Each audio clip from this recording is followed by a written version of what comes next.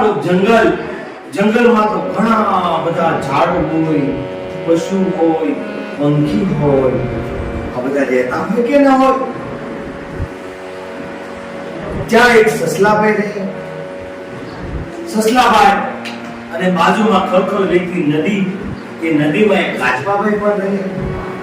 બંને પાકા મિત્ર હો, એકબીજા વગર ચાલે નહીં. દરરોજ સવાર પડે એટલે કુદાકુદ કરતો સસલું આવી પહોંચે અને પાણીમાંથી ધીમે ધીમે કાચબાભાઈ પણ બહાર આવે અને બંને અલગ મલકની વાતો કરે અને મજા કરે છે. એક વખતની બાલ દોસ્તો વાત છે હો. પેલો સસલાભાઈ કે, એ કાચબાભાઈ, ચાલો ને આપણે રેસ લગાવીએ, આપણે દોડ રાખીએ.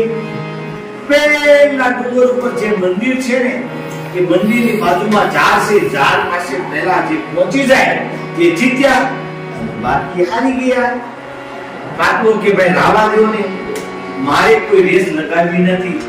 જા જા કાચબા, ડરી ગયો ને, મારી સાથે રેસ લગાવ. હું સસલું કેવું કુદાકુદ કરું ખબર છે તને? બધાની પેલા દોડીને જતો રહું.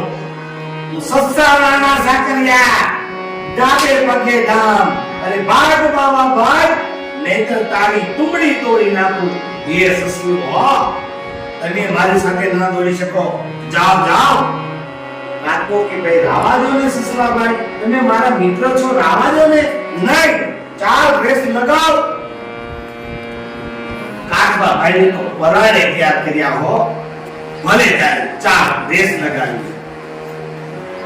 એ બંને ઝાડની બાજુમાં આવીને ઉભા રહી ગયા અને બંને રેસ લગાવી. બંને ચાલવાનું શરૂ કર્યું.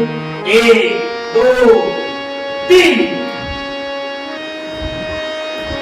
સસલાભાઈ તો જાય ખાયા હો ભાઈ, ભૂકા મારતા મારતા જાય ખાયા. અને કાચબાભાઈ ધીમે ધીમે ધીમે ધીમે ચાલે.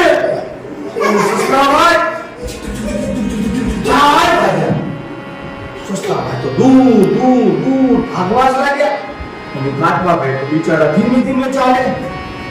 ઘણા બધા દૂર ગયા ને, ત્યાં એક ઝાડ આવ્યું, છાંયડો પણ સરસ મજાનો. અને સસલાભાઈ તો આમ બોલીને જોયું ને, ઓહ, કાચબો તો દેખાતોય નથી, કેટલો પાછળ રહી ગયો. એ શું રેસ જીતવાનો હતો. હવે આવે તો કેટલી વાર લાગશે. ચાલના ઝાડના છાયા નીચે થોડો આરામ કરી લો. એમ કરી ઝાડના છાયા નીચે સસલાભાઈ આરામ કરવા બેઠા હો. આરામ કરવા બેઠા. સરસ મજાનો પવન વાતો તો. એવામાં સસલાભાઈ ઊંઘી ગયા.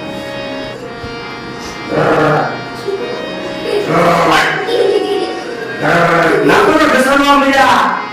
સસલાભાઈને ઊંઘ આવી ગઈ. અને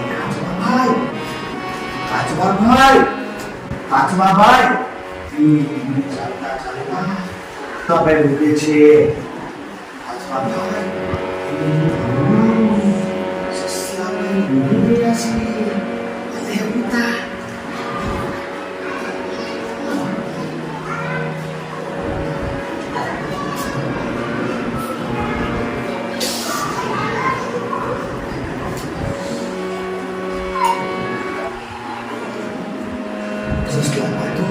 ઉતાર્યા અને કાચબાભાઈ તો ડુંગર પાસે ઝાડ હતું ને, ત્યાં પહોંચી ગયા.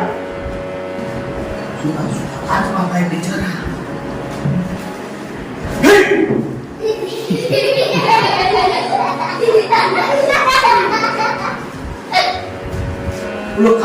કાચબો ભાગી નથી ગયો ભાઈ, ઊંઘાઈ ઉમારે.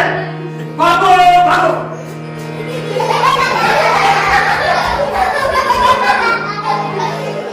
હા મારી જોડે કાચબાભાઈ તો ત્યાં બેઠા હતા.